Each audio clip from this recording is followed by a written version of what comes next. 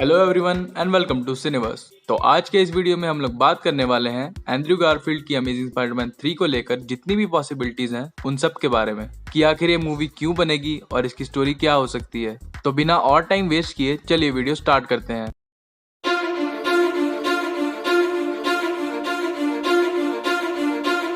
तो सबसे पहले इस बारे में बात करते हैं कि आखिर सोनी वाले एंड्रयू गारफील्ड को लेकर एक न्यू अमेजिंग स्पाइडरमैन मूवी क्यों बनाना चाहेंगे। तो इसके बहुत ऑब्वियस रीजन है जो कि है पैसा। तो स्पाइडरमैन नो वे होम ने पैंडेमिक के चलते जितना ऑसम बिजनेस किया है उसकी तो सोनी वालों ने कभी उम्मीद भी नहीं की होगी। और नो वे होम की कलेक्शन को देखने के बाद अगर सोनी वाले टोबी और एंड्रयू को सिर्फ नचवा भी देंगे तो भी लोग पैसे उड़ाने पहुंच जाएंगे। आप लोगों का तो नहीं पता बट हम तो जरूर जाएंगे। जोक्स अपार्ट, जहां नो वे होम के बाद कई सारे स्पाइडरमैन फैंस के लिए टॉम हॉलैंड के स्पाइडरमैन के फ्यूचर को लेकर एक्साइटमेंट बढ़ गई, वहीं साथ ही साथ एंड्रयू गारफील्ड के लिए रिस्पेक्ट और प्यार भी बढ़ा। और इसी के चलते लोगों ने ग्वेन के डेथ सीन पे स्टेटस भी डालना शुरू कर दिया और द अमेजिंग स्पाइडरमैन 3 के लिए डिमांड भी करने लगे।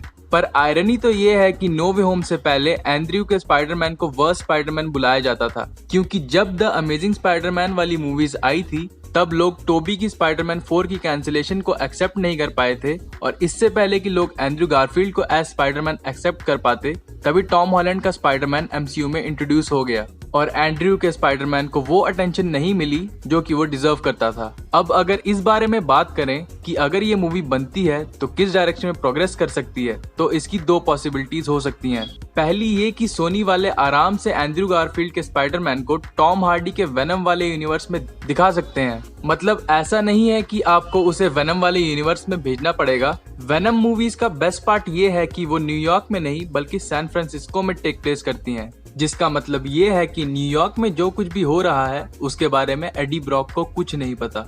तो ऐसा हो सकता है कि टॉम हार्डी का एडी ब्रॉक जब स्पाइडरमैन से मिलने न्यूयॉर्क जाए तो उसकी मुलाकात एंड्रयू गारफील्ड के स्पाइडरमैन से हो। एंड इसी वेनम वाली स्टोरी लाइन का यूज करके सोनी वाले एक और पॉसिबिलिटी को ओपन अप कर सकते हैं एंड्रयू गारफील्ड के स्पाइडरमैन को वेनम से बॉन्ड करके, क्योंकि हमने स्पाइडरमैन नो वे होम में देखा था कि एंड्रयू का स्पाइडरमैन जब बाकी दोनों स्पाइडरमैन से इंटरेक्ट करता है तो वो बताता है कि ग्वेन की डेथ के बाद वो एकदम टूट गया था और वो एकदम ब्रूटल और रेजफुल हो गया था। उसने अपने विलन्स को बहुत ब्रूटली मारा था और वो गुस्से में रहने लगा था।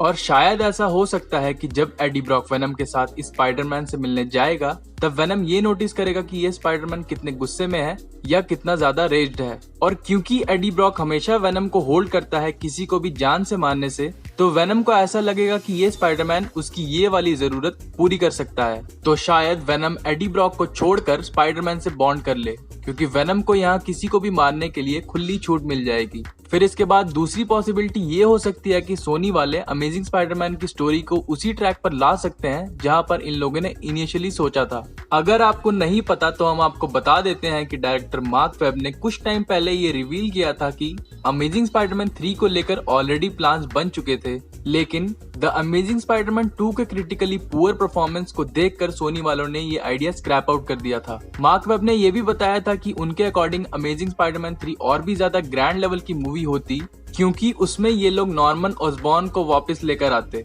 नहीं, हम यहाँ टोबी मैगवायर वाले नॉर्मन ऑसबॉर्न की बात नहीं कर रहे, हम यहाँ बात कर रहे हैं द अमेजिंग स्पाइडरमैन वाले नॉर्मन ऑसबॉर्न की, जो कि काफी बीमार था और उसके बाद उसकी डेथ हो गई थी।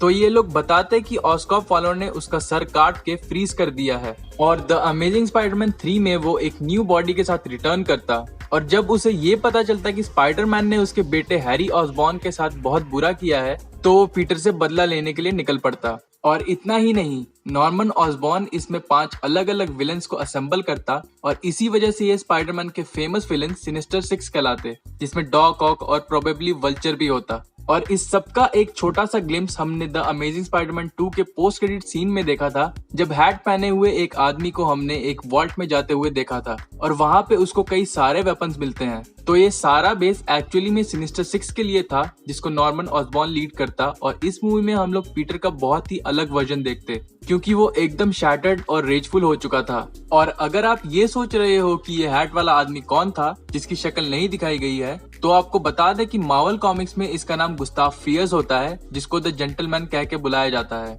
और Spiderman and the gathering of sinister 6 नाम के एक नॉवल में इसका बहुत ही इंपॉर्टेंट रोल था। ये जितने भी स्पाइडरमैन के सिनिस्टर 6 वाले विलन्स हैं उनको असेंबल करता है और स्पाइडरमैन के लिए प्रॉब्लम्स खड़ी करता है। लेकिन उससे भी मस्त बात ये होती है कि इसका भाई, जिसका नाम कार्ल फियर्स होता है, और वो पीटर्स के पेरेंट्स की डेथ के लिए रिस्पॉन्सिबल होता है। मतलब उसने ही पीटर के पेरेंट्स को असैसिनेट किया था। तो मे भी ऐसा हो सकता है कि इस मूवी में हम लोग ये देखते कि गुस्ताव फियर्स ने पीटर के पेरेंट्स को मारा है, क्योंकि हमने द अमेजिंग स्पाइडरमैन 2 के एक डिलीटेड सीन में देखा है कि जब पीटर ग्रेवयार्ड में खड़ा होता है तो उसके फादर उसके पास आते हैं, तभी शायद वो ये बात रिवील करते और इस तरह से द अमेजिंग स्पाइडरमैन 3 की स्टोरी प्रोग्रेस करती। लेकिन हमें ऐसा लगता है कि सोनी वाले इस स्टोरी लाइन को नहीं यूज करेंगे, बल्कि वेनम वाली स्टोरी लाइन को फॉलो करेंगे, क्योंकि वो स्टोरी लाइन ज्यादा इम्पैक्टफुल है। लेकिन हम आपको ये भी बता दें कि पर्सनली हम ये नहीं चाहते कि ये मूवी फैन सर्विस को पूरा करने के चक्कर में एंड्रयू की लेगेसी को खराब ना करे, बल्कि एक इम्पैक्टफुल स्टोरी लाइन को फॉलो करके एक अच्छा यूनिवर्स सेटअप करे, ताकि हमें इसकी और भी मूवीज देखने को मिले।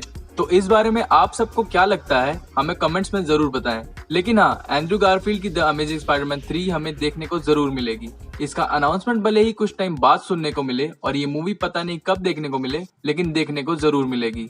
तो चलिए इस वीडियो को यहीं खत्म करते हैं। अगर आपको ये वीडियो पसंद आया तो वीडियो को लाइक करें, अपने दोस्तों के साथ शेयर करें, और अगर आप चैनल पे नए हो तो चैनल को सब्सक्राइब कर लो, एकदम फ्री है। तो मिलते हैं आपसे नेक्स्ट वीडियो में, तब तक के लिए सावधान रहें, सतर्क रहें।